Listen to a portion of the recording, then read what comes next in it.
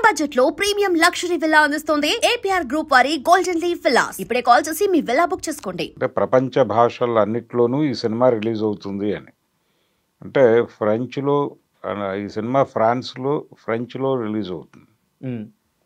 అది పద్ధతి. స్పెయిన్లో స్పానిష్లో డబ్బై వెళ్తుంది.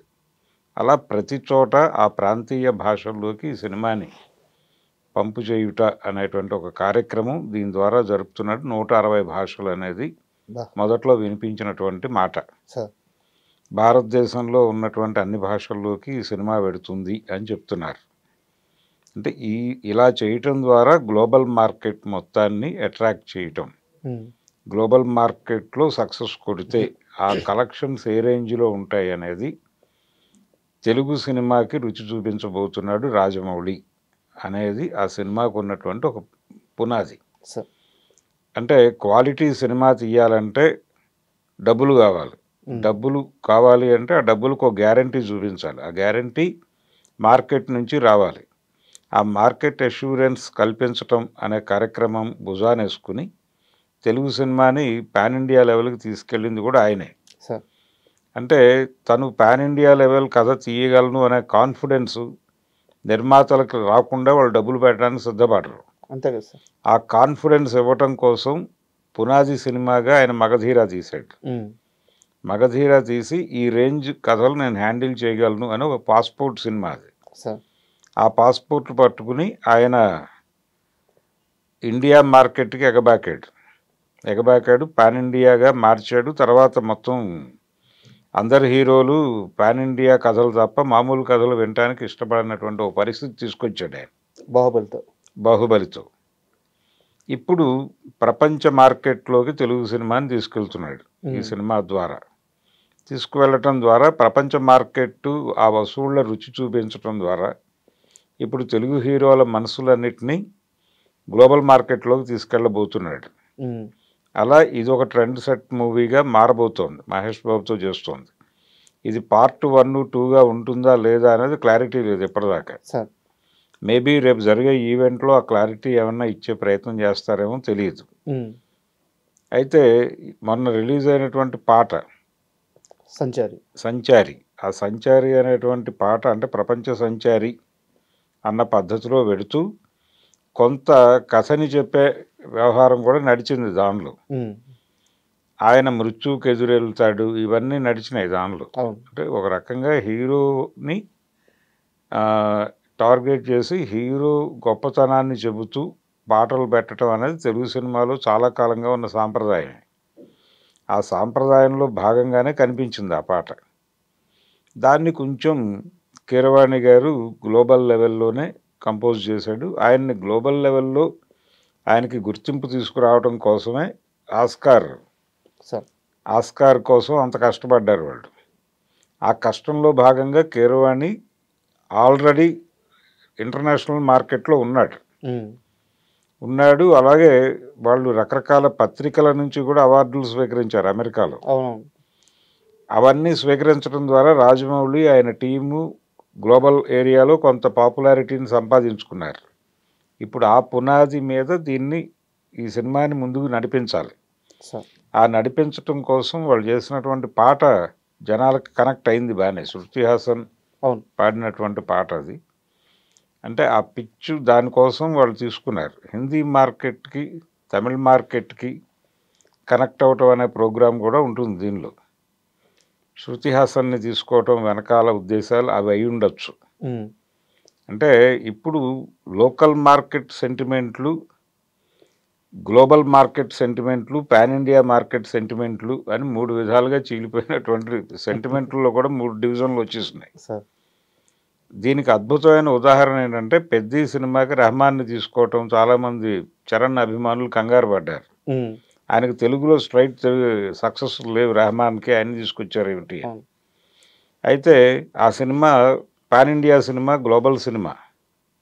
ఆయనకున్న మార్కెట్లోకి ఆ సినిమాని రీచ్ చేస్తారు. హిందీ మార్కెట్లో రెహమాన్కి చాలా పెద్ద హిట్స్ ఉన్నాయి. హిందీ మార్కెట్ను కొట్టడం ప్రోగ్రాం కాబట్టి రెహమాన్ అనివార్యంగా ఉంటాడు ఆ సినిమాకి అనే పద్ధతిలో ఆలోచిస్తే అది ఇబ్బంది కాదు. అక్కడ సక్సెస్ఫుల్ కాంబోనే. ఆయన సక్సెస్ఫుల్ మ్యూజిక్ డైరెక్టర్, ఎక్కడ హిందీ మార్కెట్లో. సో హిందీ మార్కెట్లో సినిమా ఎక్కేస్తే ఆటోమేటిక్గా తెలుగు మార్కెట్లో ఎక్కేస్తుంది అనేటువంటి లాజిక్కి ఎదురు మాట్లాడే అవకాశం ఎవరికి లేదు. అంతే కదా. సో అది ఆ పరిస్థితి. అలా ఇది ప్రపంచ మార్కెట్ సినిమా. సో ఇక్కడ కీరవాణి ఈయన ఆస్కార్, ఈయనకు ఒక స్ట్రైచర్ని ఆల్రెడీ బిల్డ్ చేశారు. అంటే ఈ సినిమాకి ఇంత బలమైన పునాదిని నిర్మించాడు ఆయన రాజమౌళి ముందు నుంచే ప్లాన్. అంతే. ఆయన సినిమా ఆలోచన మార్కెట్ రెండు ఒకేసారి మొదలవుతాయి. ఓకే. అంటే లోకల్ కథని గ్లోబల్ లెవెల్లో చెప్పగలగటమే మేకర్ యొక్క గొప్పతనం. కాబట్టి రాజమౌళి కూడా అదే చేస్తాడు, లోకల్ కథని గ్లోబల్ లెవెల్లో చెప్తాడు. సంచారి అన్నప్పుడు ఆయన 100 దేశాల్లో తిరుగుతాడు. ఈ 100 దేశాల్లోనూ ఈ కథ ట్రావెల్ అవుతుంది. అంటే ఒక ప్రయాణము, దానికి సంబంధించినటువంటి వ్యవహారము ఏదైనా కావచ్చు. ఆయన ఒక యాక్షన్ నేపథ్యంలో జరిగేటువంటి అడ్వెంచరస్ థ్రిల్లర్ అని చెప్పాడు ఆయన.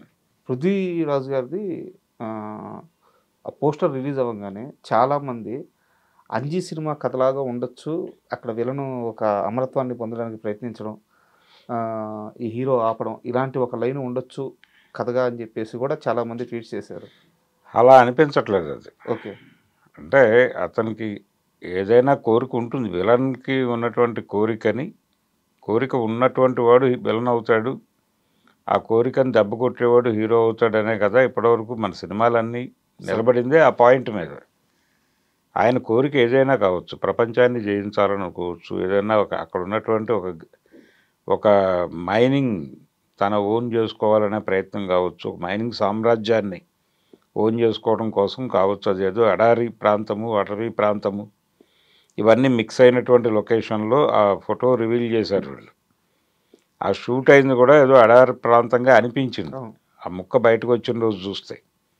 ఇది ఏదైనా కావచ్చు, ఇది పర్టికులర్గా అంజీ సినిమాని పోలి ఉంటుంది. ఇవన్నీ ఊరికనే మాట్లాడుకునే మాటలు తప్ప అదేం ఉండదు సినిమాలో. ఓకే. అదేం ఉండదు. అది కొంచెం అంటే రెండోది రాజమౌళికి మొదటి నుంచి ఉన్న విషయం ఏంటంటే ప్రపంచంకి తన కథ తెలిసినందువలన నష్టం లేదు అని అనుకుంటాడు ఆయన. అవును, ఆయన ప్రెస్ మీట్ పెట్టి కథ మొత్తం చెప్పేస్తారు కదా. అదే అంటే చెప్పిన కథని ఎలా తీస్తాడు అనేటువంటి క్యూరియాసిటీ పాయింట్ మీద ఆడియన్స్ని థియేటర్కి రప్పించవచ్చు అనేది తను నమ్మిన సూత్రం. సెంట్రల్ ఐడియా ఏమిటనేదైనా చెప్పేస్తాడు ఆయన.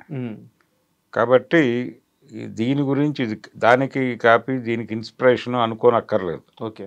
అనేక ఛాయలు కనిపించవచ్చు, అది పరిశోధించాల్సిన విషయం సినిమా రిలీజ్ అయిన తర్వాత. కానీ ఇప్పుడు 2 ఇయర్లీ అయిపోద్ది. 2 ఇయర్లీ కూడా కాదు అసలు, అది కాదు. అది ఇది ఒక అడ్వెంచరస్ స్టోరీనే, అది కూడా అడ్వెంచరస్ స్టోరీనే. 2 అడ్వెంచరస్ స్టోరీస్లో కొన్ని సిమిలారిటీస్ ఉంటే ఉండొచ్చు, అంత మాత్రం చేత ఇది ఆ కథకి కాపీ ఈ కథకి కాపీ అనుకోవడానికి అవకాశాలు లేవు. And for more videos, please subscribe to iDream. Please subscribe to iDream. Please subscribe iDream. And please subscribe to iDream. For more videos, subscribe to iDream. please like, share and subscribe to the channel. Congratulations, iDream. Subscribe to iDream. Subscribe to iDream. So subscribe to iDream Media. iDream ki iDream team andarki huge congratulations. Please subscribe iDream Media. Please subscribe to iDream. Subscribe iDream. Please subscribe to iDream. iDream అంటే నా కళల channel subscribe చేసుకున్న నోరు తిరుగుతలేదు, మీరైతే గంట గుర్తు కొట్టండి. For more such videos, please subscribe to iDream. Subscribe to iDream. Please subscribe to iDream. Please subscribe iDream Media. Please do subscribe to iDream. Please subscribe to iDream Media. For best entertainment and information, please subscribe iDream. And don't forget to subscribe to iDream.